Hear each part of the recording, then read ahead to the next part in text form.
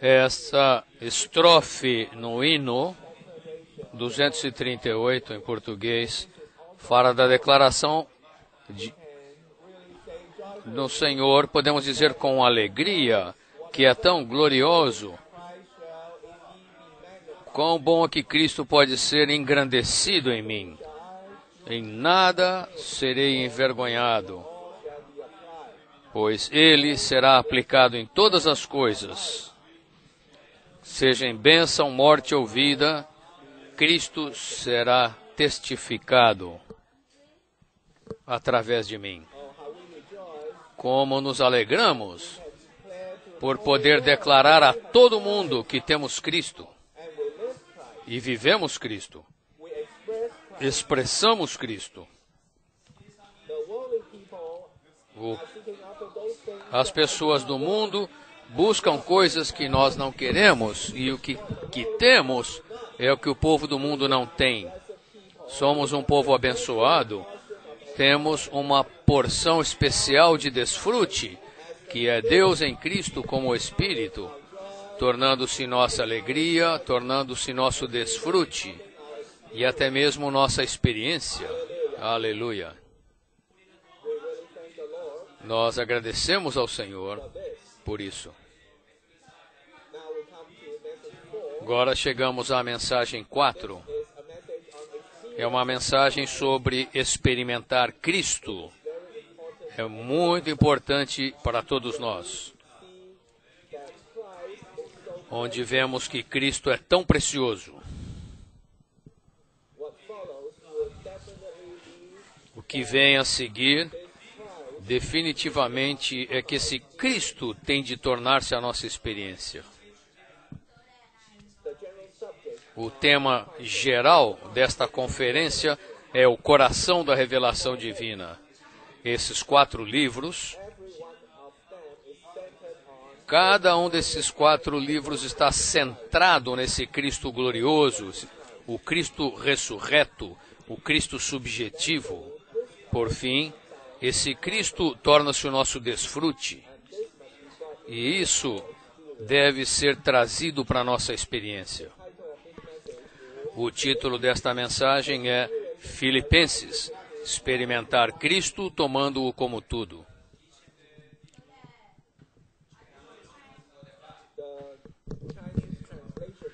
A tradução chinesa desse título é um pouco ambígua. A pessoa não fica clara sobre o relacionamento de experimentar Cristo e tomá-lo como tudo. Isso parece ser 2 coisas separadas, mas no título em inglês, o verbo tomar, em português, o verbo tomar está no gerúndio, o que deixa claro. E em chinês, para nós entendermos isso, temos que perceber que experimentar Cristo tomando-o como tudo. Em outras palavras, essas 2 coisas, o que vem primeiro, uma vem primeiro e a outra segue. Nós experimentamos Cristo tomando-o como tudo. É claro, quando experimentamos Cristo, nós o desfrutamos como tudo para nós. Isso também é correto, mas em todas as circunstâncias, em todas as coisas pelas quais passamos, experimentamos esse Cristo tomando-o como tudo. É por tomá-lo como tudo que entramos na experiência de Cristo. E então, desfrutamos Cristo como a nossa experiência.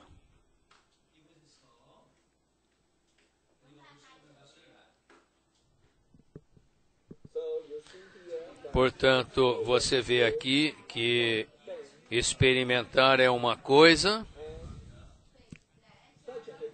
e essa experiência inclui tomar Cristo ou ter Cristo como nosso tudo em todas as situações.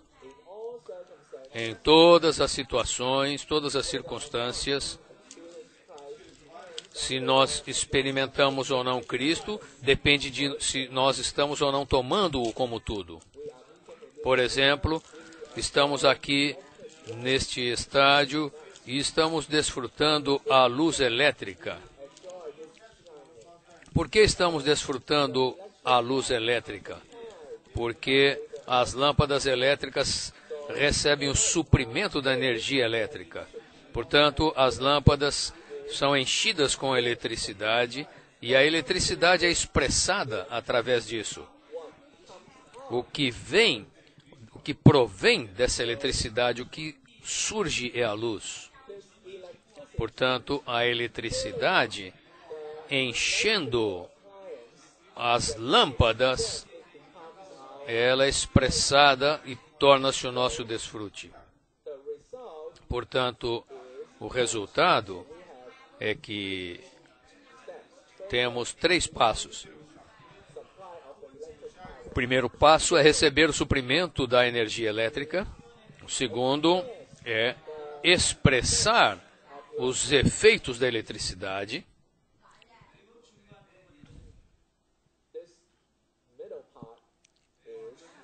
Essa parte intermediária é experimentar a eletricidade. Se você reunir essas 3 coisas, podemos dizer que a eletricidade torna-se aquilo que é expressado pela luz, aquilo que é expressado pelas lâmpadas. Portanto, dessa maneira, a eletricidade torna-se muito subjetiva. Conosco, em nossa experiência de Cristo, também é assim. Cristo entra em nós para ser nossa vida. Então, permitimos que Cristo opere em nós e nos encha. Espontaneamente, Cristo é expressado do nosso interior. Quando reunimos essas 3 coisas,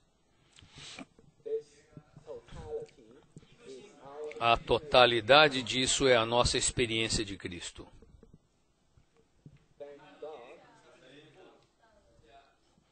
Graças a Deus, desde o dia em que fomos salvos, esse Cristo, ele não apenas é um Cristo objetivo fora de nós, ele se torna o nosso Cristo subjetivo, Cristo que está em nós. O cristão é diferente de um não crente. A principal diferença é que Cristo tornou-se alguém subjetivo a nós, alguém em nós. E é nessa operação que tocamos a questão da experiência.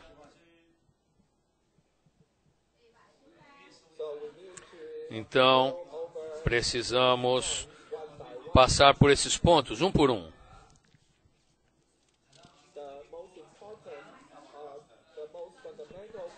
O ponto mais importante, mais fundamental, é como permitir que esse Cristo viva em nós. Irmãos e irmãs, nós temos Cristo? Nós temos Cristo. Todos devemos declarar com alegria, nós temos Cristo. Nós ganhamos Cristo. Mas Cristo está vivendo em nós? Há alguns detalhes a serem considerados aqui. Espero que, desde a questão mais básica, consideremos isso para que o Senhor nos dê uma luz clara e que o Senhor nos faça compreender para que toquemos essa questão de maneira experimental. Viver Cristo ou ter Cristo vivendo em nós. É, antes de tudo, sem dúvida alguma, Cristo não é o Cristo objetivo apenas. Ele tornou-se o nosso Cristo subjetivo, tornou-se a nossa vida.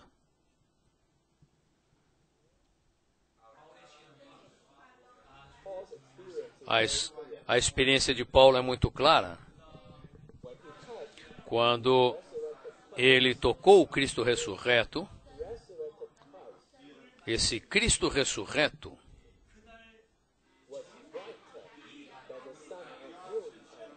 ele estava mais brilhante, mais resplandecente do que a luz do sol. A luz foi tão forte que ele caiu, se prostrou.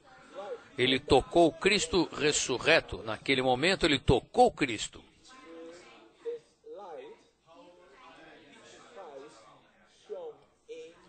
E através dessa luz, Cristo brilhou, resplandeceu para dentro de Paulo. E é por isso que Paulo diz que agradou a Deus revelar o seu Filho em mim. Ter Cristo revelado em Paulo. Quando aconteceu isso? Foi na hora em que houve aquele brilhar, quando ele tocou o Cristo ressurreto, esse Cristo ressurreto então resplandeceu nele. É claro, os outros apóstolos, eu creio que para eles terem Cristo como sua experiência subjetiva foi quando o Cristo ressurreto apareceu a eles, soprou sobre eles e disse: recebei o Espírito Santo. Irmãos e irmãs, quando experimentamos esse Cristo entrando em nós, isso deve incluir esses dois aspectos. Primeiro, o Espírito Santo entra em nós. Segundo, o resplandecer do Espírito em nós. O entrar do Espírito é simplesmente esse resplandecer em nós. Desde então,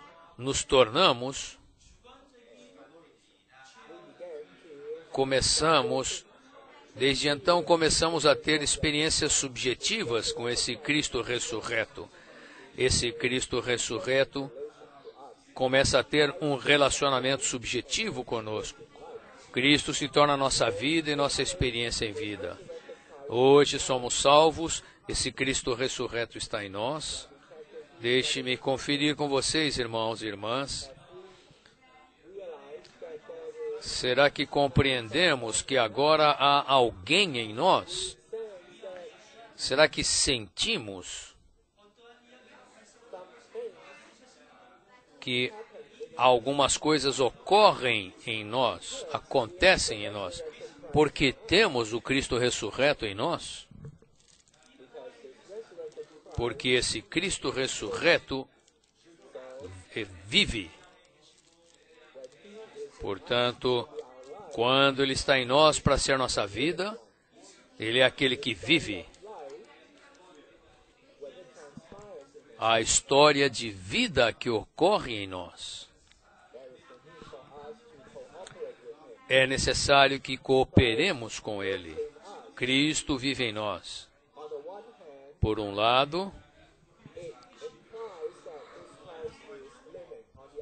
isso implica que esse Cristo vive. Por outro lado, Ele está vivendo em nós.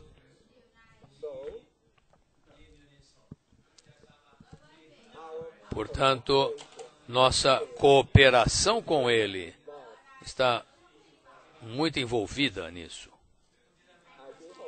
Espero que todos nós, irmãos e irmãs, vejamos claramente esta manhã que, Senhor, durante a minha vida humana, Senhor, Tu me encontrastes, eu fui tocado por Ti, Tu entrastes em mim. Como eu desejo que o relacionamento entre Tu e mim seja tão real e seja algo sempre novo e fresco e se torne cada vez mais íntimo no meu relacionamento contigo, de maneira que eu permita que Tu vivas em mim. Paulo pôde experimentar Cristo vivendo nele, porque ele cooperava muito com o Senhor. Aparentemente, quando o Senhor apareceu a ele, todo o ser dele pareceu entrar em colapso.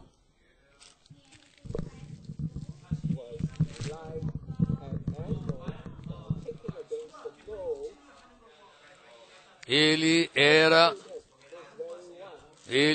como um animal recalcitrando contra os aguilhões.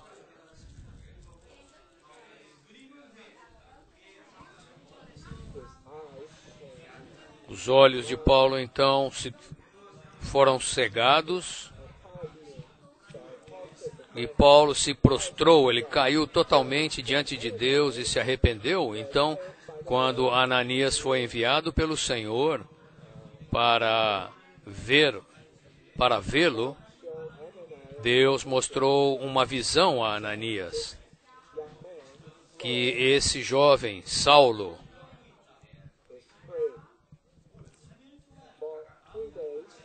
ele está orando há 3 dias. Durante 3 dias ele não comeu, não dormiu, ele estava orando ali. Quando ele tocou esse Senhor, todo o seu ser, por um lado, todo o seu velho ser caiu e prostrou-se diante de Deus e ele se arrependeu a Deus. Por outro lado, há um novo anelo. Algo forte surgiu nele. Senhor, um desejo forte, eu quero te conhecer, Senhor, eu quero te ganhar mais. E ele descobriu que o maior tesouro no universo, o maior segredo no universo, é simplesmente essa pessoa. Então, ele foi totalmente atraído pelo Senhor Jesus. Por um lado, então, você tem um forte resplandecer. Por outro lado, você tem a forte cooperação de Paulo, que levou Paulo a um relacionamento de vida adequado, de maneira que Cristo pudesse viver nele. Irmãos e irmãs, em princípio, todos nós precisamos ter tal experiência. Desde que fomos salvos, ou uma vez que somos salvos, o Senhor está em nós. Contudo, será que nós realmente derramamos nosso coração para Ele? Será que nós de fato nos arrependemos a Ele? Será que estamos totalmente abertos a Ele? Talvez nem tanto. Portanto, se quisermos permitir que Cristo viva em nós, em nosso interior, será que damos base para o Senhor adequada, a possibilidade adequada para que o Senhor seja manifestado em nós como o ressurreto? Acho que a nossa condição talvez não seja a mesma. Não importa quais tenham sido as nossas experiências passadas, espero que esta manhã, diante do Senhor, nós oremos dessa maneira. Senhor, para este ano novo, para esse tempo que está diante de mim, Senhor, para essa nova jornada na minha caminhada cristã, eu me abro totalmente para Ti, Senhor, me abro totalmente para Ti, para receber esse Cristo vivo em mim. Ter tal experiência depende muito da nossa cooperação e de estarmos abertos a Ele.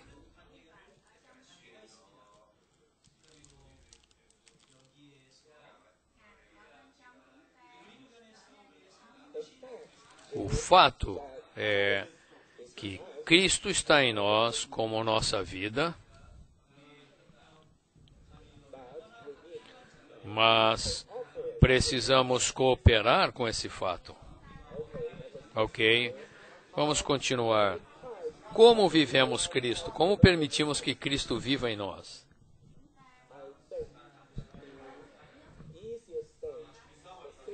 Acho que a maneira mais fácil, a maneira mais simples, segundo o guiar do servo do Senhor, é muito fácil, porque Cristo já está em nós. Nossa responsabilidade é manter o interruptor ligado. É como a eletricidade na lâmpada. nós mantemos nosso coração, nossa mente e nossa boca abertos para Ele. A maneira mais simples é invocar o seu nome. Se permitirmos que Cristo viva em nós, se quisermos estar unidos a Ele, a maneira mais simples é manter o interruptor ligado para continuar em contato com Ele, como o Cristo pneumático, continuar em contato com Ele como a nossa vida. Quanto a invocar o nome do Senhor, por um lado,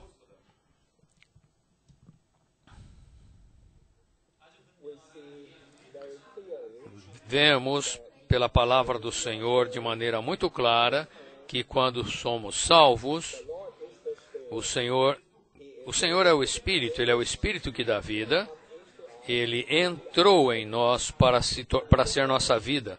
Por outro lado, a palavra do Senhor também nos mostra que depois de sermos salvos,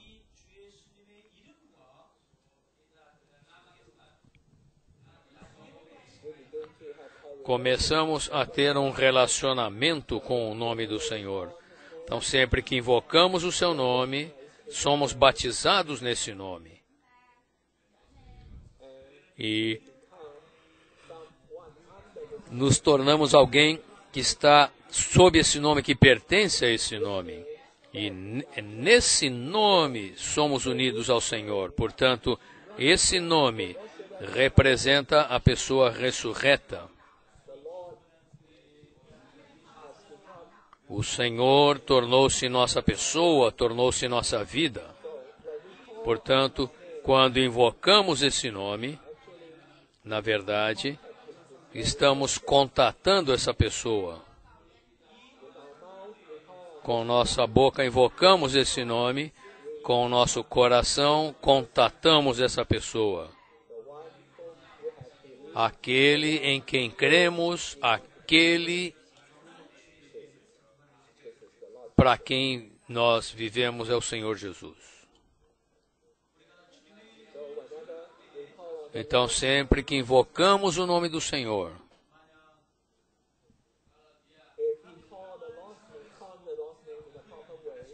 se você invocar o nome do Senhor adequadamente, o seu coração está voltado para a pessoa do Senhor Jesus. Se invocamos apenas com a boca e não com o coração, talvez depois de invocar várias vezes, o coração acompanhe. De qualquer maneira, o coração tem de estar unido à boca. Caso contrário, esse nome não produzirá em você essa influência forte para que você toque esse Senhor vivo. Eu tenho um sentimento especial esta manhã de que no Ocidente, por exemplo, nos Estados Unidos, muitas pessoas, muitos jovens, muitas pessoas têm esse costume de falar, oh my gosh, oh meu Deus, oh meu Deus. Até mesmo os incrédulos falam, oh meu Deus. Eu pergunto, as pessoas que falam assim, oh meu Deus, eles são salvos? Eu não creio, eles não creem absolutamente em Deus.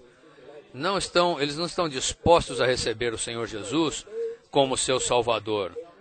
Então, se você não entender o que esse nome representa, se você não exercitar seu coração para receber o próprio Senhor Jesus, representado por esse nome, então o invocar não é tão significativo, não é tão adequado. Mas nós, que somos salvos, sabemos que o nome de Jesus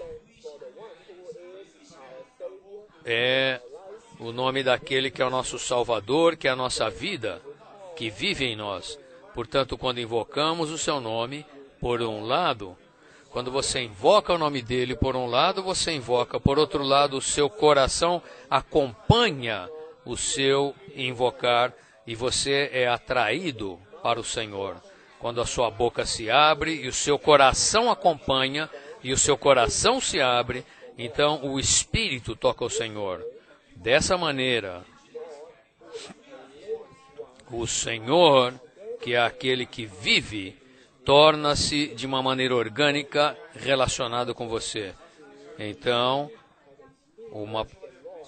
para uma pessoa receber e experimentar o Senhor vivendo nele, para que ele possa viver Cristo, uma base forte é que nós nos abramos para Ele. Nosso coração tem de estar voltado para Ele, temos de abrir a nossa boca, invocar seu nome precioso.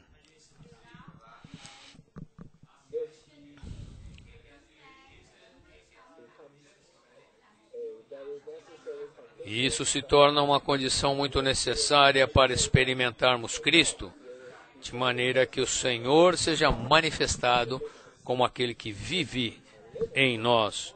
Ele é aquele que vive. Até que ponto ele está vivendo? Pode haver diferenças.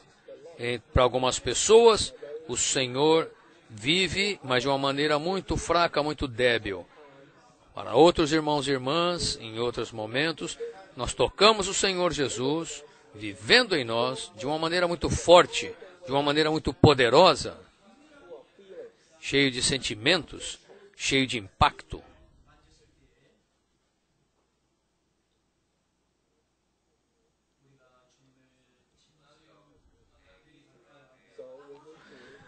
Então, nós precisamos ir ao Senhor para receber suprimento dele. Quando tocamos a palavra do Senhor, a fim de experimentar a palavra escrita, ou experimentar a palavra do ministério liberada pelos servos do Senhor, quando tocamos a palavra, tocamos a revelação e o Espírito que está na palavra, e tocamos o suprimento da palavra.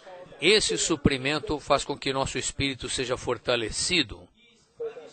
Então, esse Senhor vivo em nós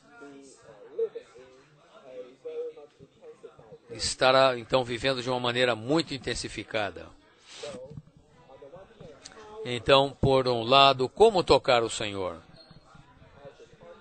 Como contatá-lo? A maneira mais fácil é invocar o seu nome. Segundo, quando contatamos esse Senhor em nós,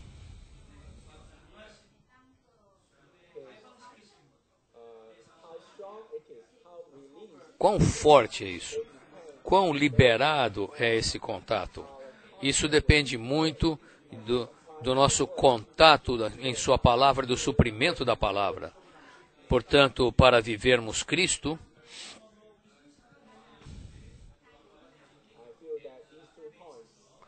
sinto que esses dois pontos são o que realmente queremos dizer. Precisamos cooperar fielmente com o Senhor nessas duas coisas.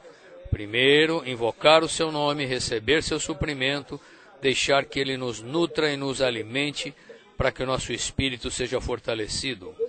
Dessa maneira, o Senhor será manifestada, o Senhor estará vivendo manifestamente em nós. Depois disso, ou depois dessas duas coisas, o nome e a palavra há um terceiro fator. O terceiro fator é quando o Senhor vive em nós, determinadas coisas ocorrem em nós. Porque antes, nós vivíamos em nossa vida natural, vivíamos por nós mesmos. Então, tínhamos nossas preferências, nossos pensamentos, temos nossas decisões. Nós fazemos aquilo que queremos, fazíamos o que queríamos, não fazíamos o que não queríamos. Portanto, todo o nosso ser, ele é totalmente segundo o nosso ser natural. Nós vivíamos segundo o nosso ser natural, mas quando esse Senhor começou a viver em nós, quando Ele é manifestado como uma pessoa tão forte e poderosa, alguém que opera e que produz os seus efeitos, nós então descobrimos que o que Ele ama é diferente do que nós amamos, que há uma grande diferença entre a mente dele e a nossa.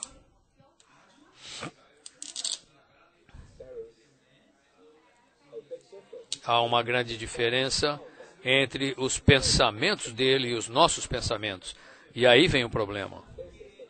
Esse é o problema que surge.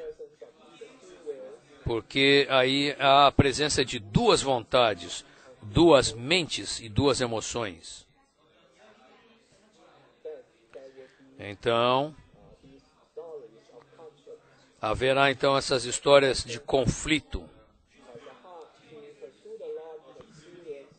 Quando a pessoa tem coração de buscar o Senhor, experimentar o Senhor, ele chega a essa experiência de como se ele tivesse uma guerra civil.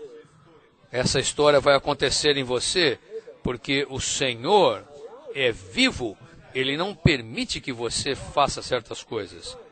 Ele quer que a mente dele torne-se a sua mente. Frequentemente, irmãos e irmãs,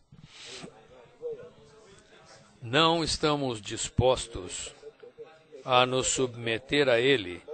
Nessa guerra civil, a maioria das vezes o Senhor é derrotado. E Ele é expulso. E Ele é expulso. Ele é derrotado. Parece que então você mantém a sua própria condição. Então você fica tão enfraquecido, cheio de trevas e de vaidade, porque há uma barreira entre você e o Senhor, então você torna-se fraco e é derrotado. E então, depois de algum tempo, há uma mudança no seu coração, você está disposto a tomar a misericórdia do Senhor e a voltar-se para o Senhor. Você confessa os seus pecados, as suas dívidas, você toma o sangue precioso do Senhor para purificá-lo e gradualmente a sua consciência é purificada, a sua condição se torna normal de novo e você começa a ter comunhão com o Senhor em seu espírito. Então o Senhor começa a viver. Quando Ele começa a viver, você tem alegria, você sente o regar, o fortalecer. E você começa a amar as reuniões, você ama servir, você ama ter comunhão com os irmãos e irmãs. E então você vive como um cristão. Nesse momento, Ele vai tocar certas coisas em sua vida diária e novamente você não quer submeter-se a Ele.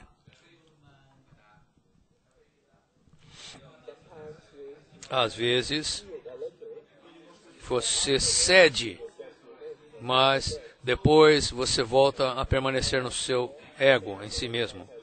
Eu creio que todos nós aqui temos experiências assim.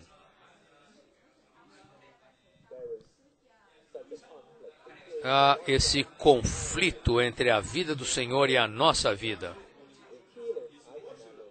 Se eu vivo, Ele não pode viver. Se Ele vive, eu não posso viver.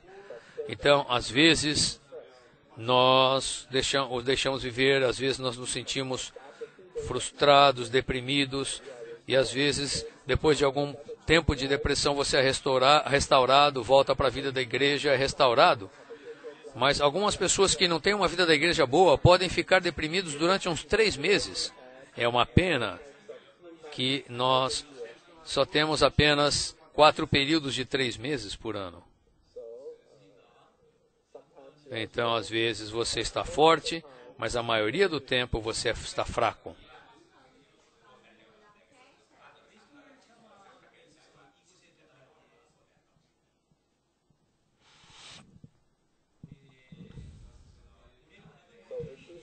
Então, parece que essa maneira de experimentar Cristo é difícil. mas temos de tomar esse caminho. Então, frequentemente, a vida cristã é como você estar caminhando no deserto, como os filhos de Israel saíram do Egito, foram ao Monte Sinai,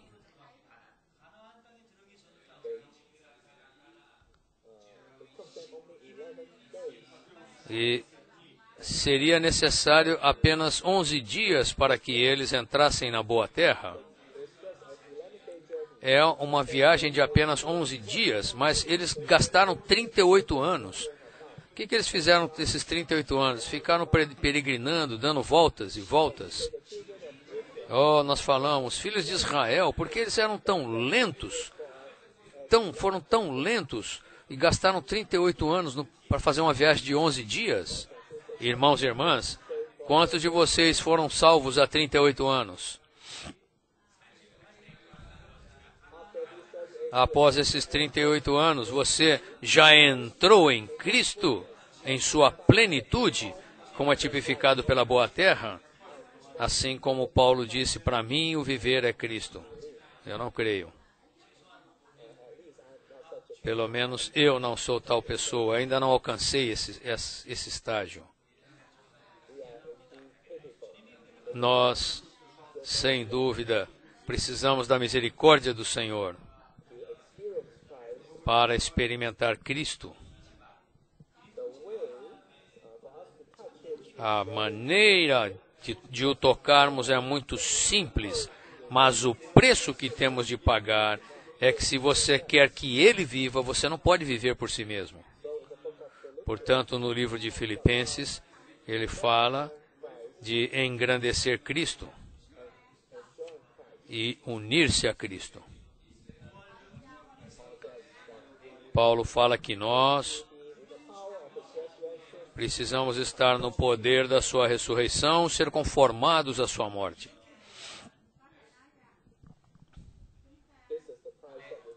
Esse é o preço que precisamos pagar. Se realmente experimentarmos isso, seremos introduzidos na ressurreição extraordinária. Que o Senhor, através desta breve comunhão, faça com que nós sejamos renovados diante dEle e nos entreguemos novamente ao Senhor e oramos para que o Senhor nos guie pela sua cruz, para que experimentemos a sua ressurreição, de maneira que Ele se torne nossa experiência.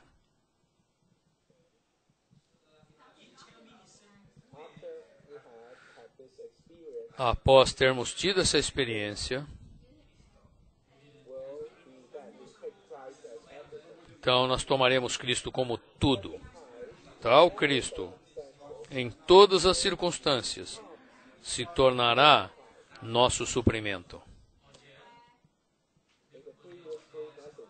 Nas 3 mensagens anteriores, nos foi mostrado que Cristo é todo inclusivo. Cristo é todo abrangente. Esse Cristo todo inclusivo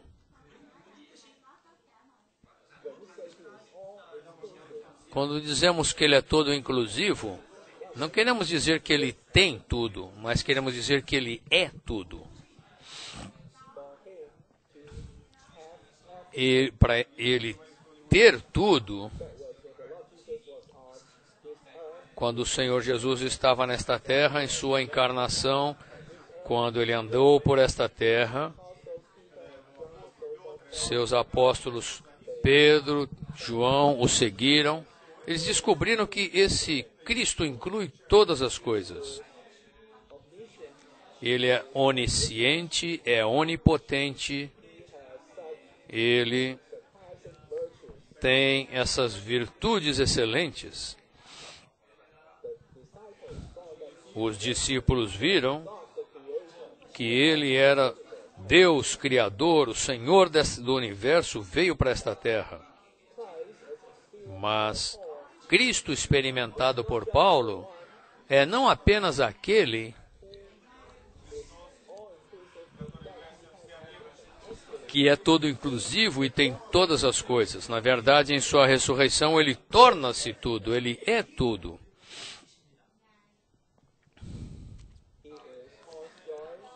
Ele é a alegria de Paulo, ele é a força de Paulo, ele é a expressão de Paulo.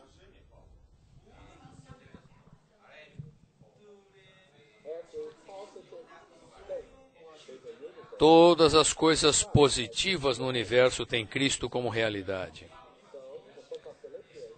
Portanto, no livro de Filipenses você vê que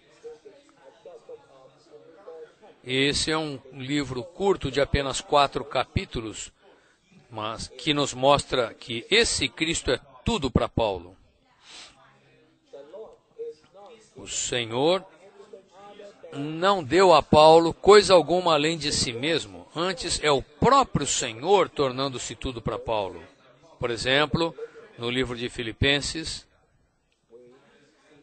vemos muitas vezes que Paulo é uma pessoa cheia de alegria, está cheio de gozo no Senhor. Cheio de gozo e exaltação no Senhor. Exultação. Esse Paulo, que se regozija tanto, se você considerar o ambiente dele, ele está na prisão.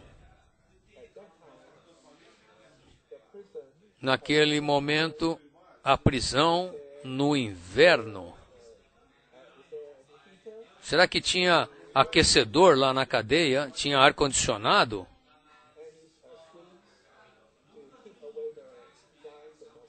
Será que ele tinha telas ali para proteger dos pernilongos na hora de dormir?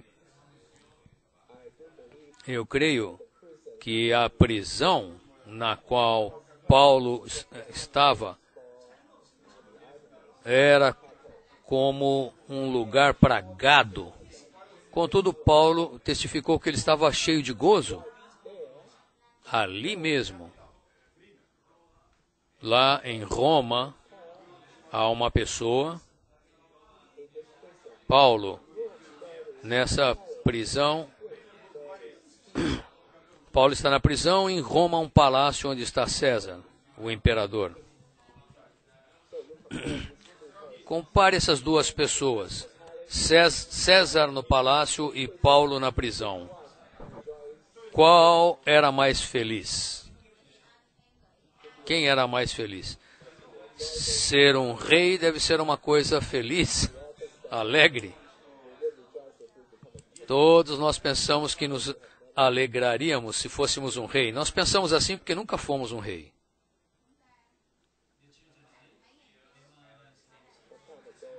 Um tempo atrás, durante as eleições em Taiwan, o presidente veio pedir apoio. Então as pessoas iam cumprimentá-lo, apertar as mãos dele. E ele falou que depois de estar há 4 anos como presidente, ele ficou muito mais velho, tinha mais cabelo branco e mais rugas. Por quê? Por que ele falou isso? E por quê? Por que o cabelo dele ficou mais branco? Por que vieram mais rugas? Porque não é fácil ser presidente. Graças ao Senhor. Em Roma, você tem César e tem Paulo. Paulo testificava que ele se alegrava. Paulo disse que ele podia se alegrar porque Cristo é a sua alegria.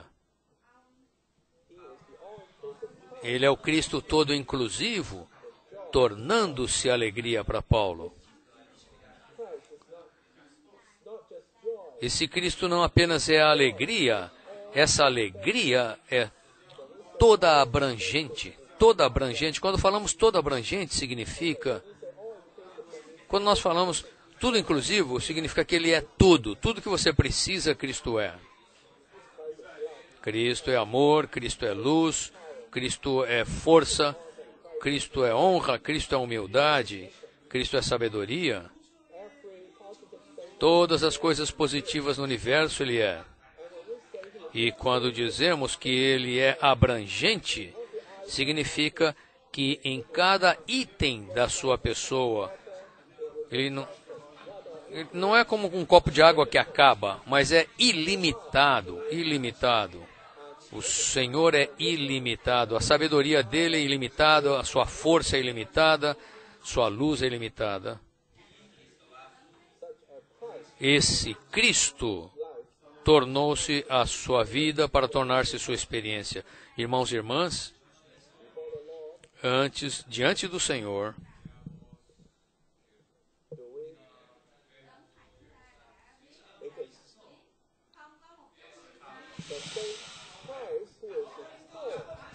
o mesmo Cristo que está em Paulo, agora está em você, agora está em mim. Irmãos e irmãs, é totalmente possível que você e eu experimentemos Cristo da mesma maneira que Paulo, desde que estejamos dispostos a cooperar com Ele, a permitir-lhe viver em nós. Paulo, sem fato de dúvida, permitiu que Cristo vivesse nele e enchesse todo o seu ser. Paulo permitiu que Cristo o impregnasse e ocupasse todo o seu ser. Portanto, no livro de Filipenses você vê que no capítulo 1, versículo 8, Paulo disse: Filipenses, tenho saudades de todos vós no entranhável afeto de Cristo Jesus. Enquanto ele tem saudades dos filipenses, ele tem a certeza de que a saudade dele é a saudade de Cristo, porque ele tem saudade, e a saudade dele e a saudade de Cristo tornaram-se uma só.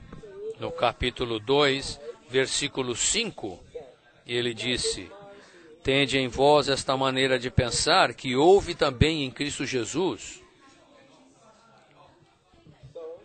Portanto, da mesma maneira que a mente de Cristo Jesus pensa, ele pensa em você igualmente, levando você a pensar igual. O que é a mente de Cristo? A mente de Cristo é uma mente de humildade, uma mente de não se considerar, não se apegar a ser igual a Deus como um tesouro. Ele deixou tudo de lado e tornou-se uma pessoa submissa. Cristo vem e sua mente é assim, e Paulo tem a mesma mente. Paulo tem o mesmo pensamento. Portanto, a mente de Paulo é a mente de Cristo. Não apenas isso.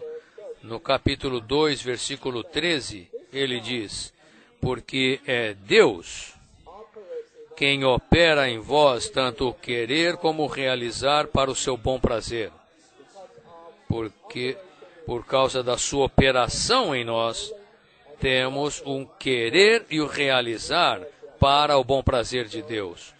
Portanto, na vontade dele é totalmente uma com a vontade de Deus. Não apenas Paulo está enchido em seu espírito com Cristo, mas também em sua alma, em sua mente, emoções e vontade. Ele está totalmente ocupado por Cristo, de maneira que ele e Cristo tornaram-se um. É por isso que ele pôde dizer: para mim o viver é Cristo. Na sua prisão, enquanto estava ali na prisão, ele sabia que Cristo estava vivendo ali. Irmãos e irmãs, posicionalmente, podemos dizer que Cristo é a nossa vida, mas apenas posicionalmente.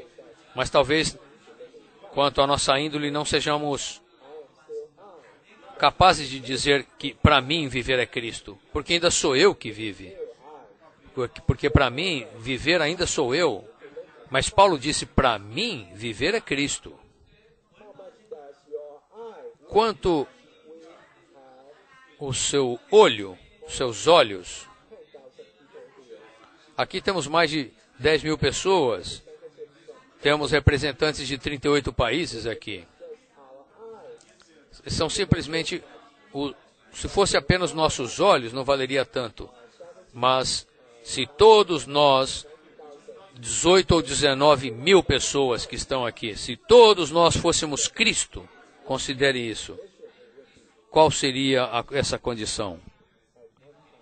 Uma vez, eu estava nas Filipinas e tive comunhão com os irmãos e irmãs lá e usei a seguinte ilustração. Eu disse, nas Filipinas vocês têm 18 milhões, 80 milhões de filipinos.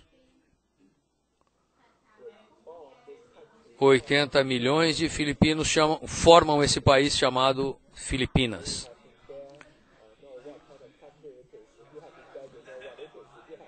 Se você foi já para as Filipinas, você sabe que país é aquele. Se você nunca foi, é difícil descrever isso.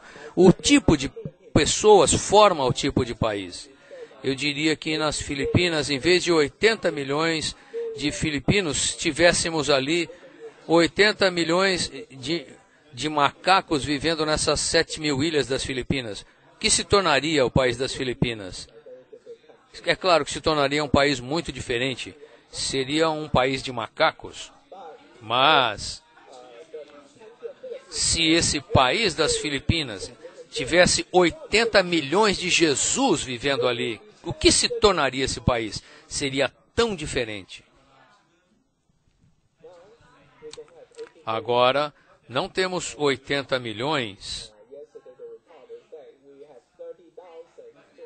Nós temos ali 30 mil. Ontem eu vi um relatório dizendo que são 30 mil cristãos.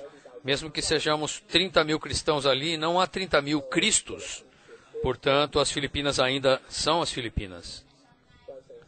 Irmãos e irmãs, se todos nós pudéssemos dizer, para mim, viver é Cristo, se nós vivêssemos de fato Cristo, quão diferente seria esta terra, quão glorioso é isso. Como poderíamos nos gloriar? Esse é o sonho de Deus. Ele quer que nós o experimentemos. Ele passou por todos os processos, pagou todo o preço. Morreu e ressuscitou para entrar em nós. Mas ele estava trancado em nós. Nós não o vivemos. Contudo, se estivermos dispostos a nos abrir ao Senhor e dar lugar, dar espaço a Ele, permitir que Ele opere livremente em nós, essa experiência produzirá essa diferença. Esse Cristo não será apenas alguém que viveu 2000 anos atrás, mas será alguém que está vivendo aqui hoje entre nós. Que diferença seria isso?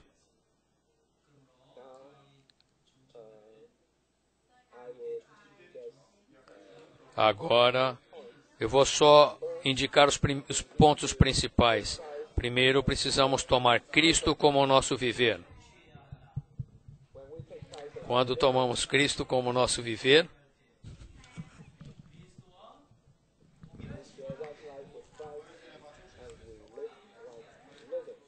nós compartilhamos uma vida com Cristo e o vivemos. Os dois reunidos, Cristo mais nós. Você tem duas vidas. Uma vida tem que diminuir.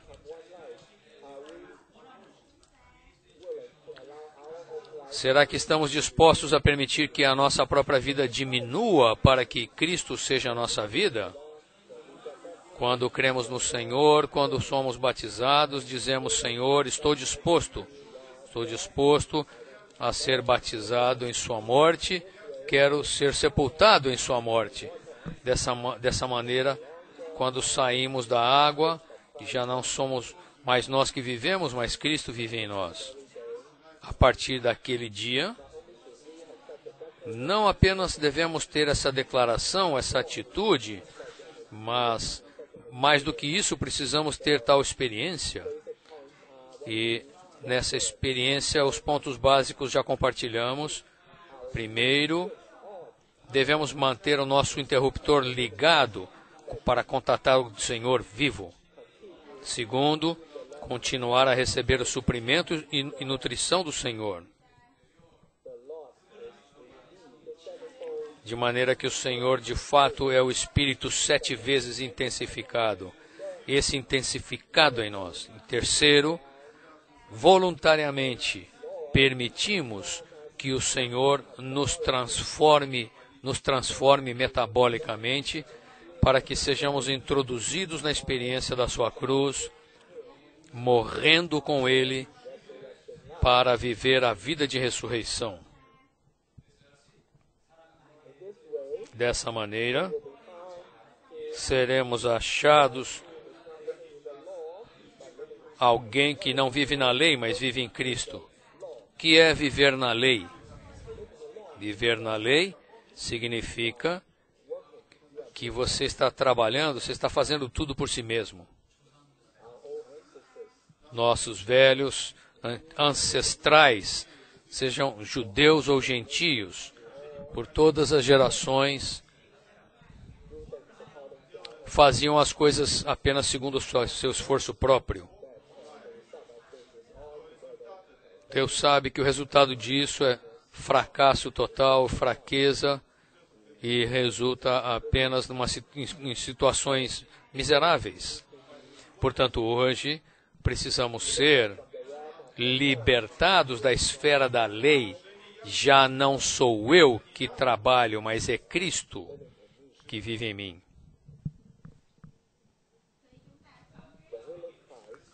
Quando vivemos Cristo, Cristo é expressado em nós, então podemos engrandecê-lo. Engrandecer Cristo é, como eu disse no início, a luz elétrica. A eletricidade entra e opera. Então, a eletricidade é expressada, ela é engrandecida. O resultado da nossa experiência é que nós expressamos Cristo em nosso viver para que os outros vejam nosso testemunho. Que o Senhor tenha misericórdia de nós. Algarismo Romano 2. Precisamos tomar Cristo como o quê? Como nossa expressão.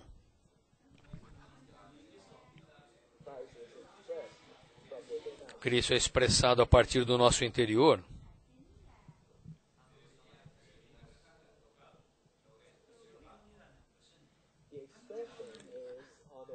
A expressão é, por um lado, Cristo. Por outro lado, é uma expressão através de nós. Assim como a expressão da eletricidade, não é eletricidade pura, mas ainda é eletricidade, mas é a eletricidade sendo expressada pela lâmpada, com a luz. A luz, na verdade, é a expressão da eletricidade. A eletricidade torna-se a luz. Então, a vida de Cristo foi expressada em Paulo, tornando-se as virtudes, tornando-se a vitória em Cristo, para tornar-se as inúmeras expressões vividas por Paulo. É como a eletricidade. Quando a eletricidade vem, quando ela entra num aquecedor elétrico, ela resulta em aquecimento, em calor. Quando a eletricidade entra no refrigerador, ela produz frio. Quando a eletricidade penetra no motor, ela produz força, poder, potência. Portanto, Cristo entrar em nós, em nossa experiência, torna-se um tipo de suprimento para nós. Algarismo Romano 3, precisamos tomar a mente de Cristo como nossa. Isso é permitir Cristo Permitir que Cristo não apenas encha nosso espírito, mas também permeie a nossa alma, para que nossa mente, as partes interiores de Cristo, os sentimentos interiores e também a nossa vontade seja cheia do próprio Cristo, sejam cheios do próprio Cristo. Algarismo Romano 4, precisamos tomar Cristo como nossa justiça expressada. Quando Cristo é expressado em nosso viver, Ele torna-se a nossa justiça expressada. A justiça dele é nada mais, nada menos que a justiça de Deus. O que significa a justiça de Deus? Significa o próprio Deus.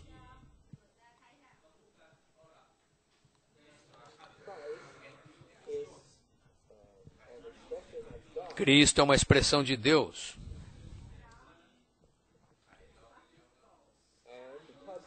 E, por causa disso, Paulo tem essa expressão de Cristo, que é a sua justiça expressada, e ele tem, então, um ministério da justiça.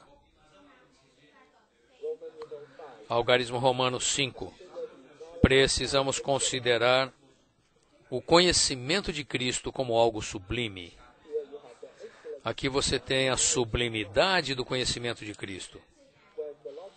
Quando o Senhor Jesus estava nessa terra, os 12 discípulos o conheciam de determinada maneira. Mas conhecer Cristo em sua ressurreição é muito diferente. Você tem de conhecer sua parte mística, que é desvendada no livro de Gálatas, Efésios e Colossenses. Esses livros consideramos ontem e na quinta mensagem entraremos no livro de Colossenses e o nosso irmão mostrará mais ainda. Esse conhecimento de Cristo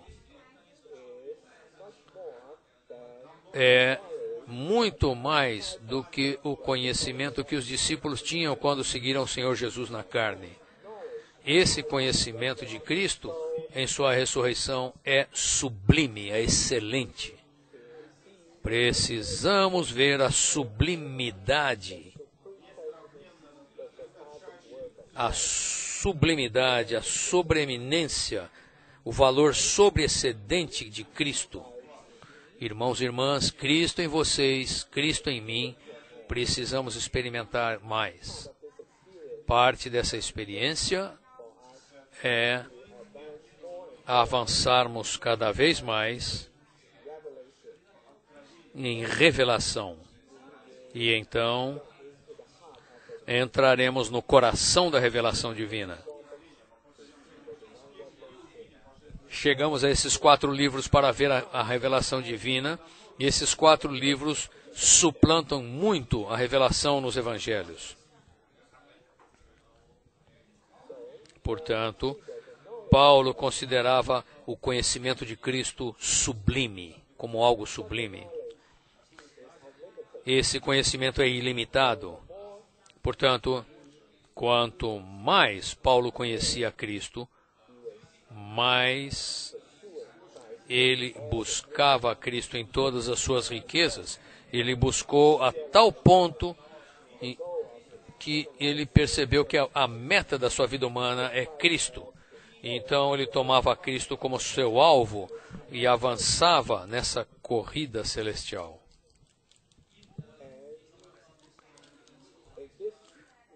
E nessa corrida, ele avança, não apenas para que ele tenha conhecimento, mas para que tenha experiência plena de Cristo, para que ele ganhe Cristo ao máximo.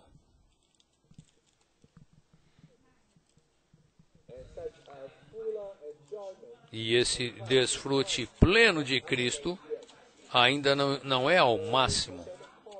Há uma determinada porção reservada por Deus. E para isso você tem que esperar até o reino milenar. Ali haverá, aquilo será uma recompensa para aqueles que correram essa corrida para o alvo. Então, aquilo será o desfrute máximo de Cristo, que é o desfrute no reino milenar, como uma recompensa para os corredores da corrida do Novo Testamento. Algarismo em Romanos 7, precisamos tomar Cristo como nossas virtudes.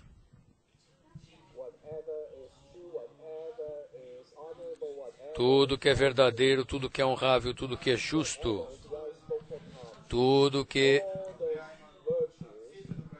é puro, tudo que é amável, tudo que é de boa fama. Todas aquelas virtudes foram expressadas em Paulo, de maneira que Paulo podia dizer ousadamente aos filipenses que tudo que vocês aprenderam, tudo que vocês viram em mim, praticai essas coisas. Paulo era tão ousado.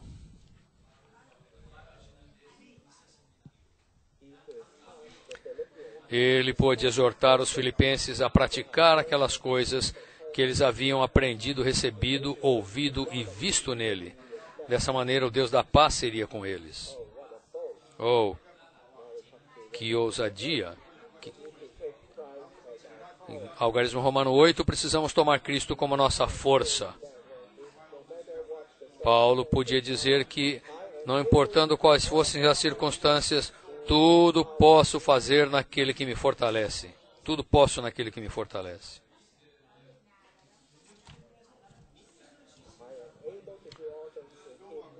Tudo posso naquele que me fortalece, porque se Cristo era a sua força. Algarismo Romano 9, precisamos tomar Cristo como nosso segredo. Tomar Cristo como nosso segredo significa que lançamos mão de um segredo. E então nós seremos prevalecentes em todas as circunstâncias. Fazer isso é aprender o segredo. Irmãos e irmãs, vocês aprenderam o segredo? Se nós virmos de fato esse segredo, que em todas as coisas que você ganhar ou deve ganhar, qual é o seu segredo em ter o reavivamento matinal? O segredo do reavivamento matinal não é apenas seguir uma tabela e tentar terminar aquilo que está ali escrito. É bom ler e terminar de ler tudo que está ali, mas a meta não é essa. Você precisa conhecer o segredo e pôr em prática esse segredo, que é ganhar Cristo. Qual é o segredo das reuniões? O segredo das reuniões é ganhar Cristo. Cristo é o seu segredo. Em todas as coisas, você tem de lançar mão desse segredo. Se você não tiver esse segredo, então as circunstâncias podem mudar e você pode se perder, ficar perdido sem saber o que fazer. Assim como as crianças que aprendem matemática, 8 mais 3 é igual a 11. Se você falar 8 galinhas mais 3 patos, e você falar que há 11, quantas galinhas há, e responder a 11 galinhas, você estará errado. Mas, se você praticar isso nas suas circunstâncias, se você não souber o segredo, você será enganado facilmente. Algarismo Romano tem 10. Precisamos tomar Cristo como nossa expectativa. Estamos cheios de expectativa. Porque Deus, por meio de Cristo, tornou-se nossa salvação. Ele é a nossa salvação em nosso espírito. Somos salvos e também é uma salvação em nossa alma. Por toda a nossa vida Ele nos transformará e um dia Ele transfigurará nosso corpo de humilhação para torná-lo igual ao corpo glorioso de Cristo. Estamos esperando por esse dia. Louvado seja o Senhor. Essa é a experiência de Paulo e também deve tornar-se a nossa experiência. Que o Senhor nos abençoe.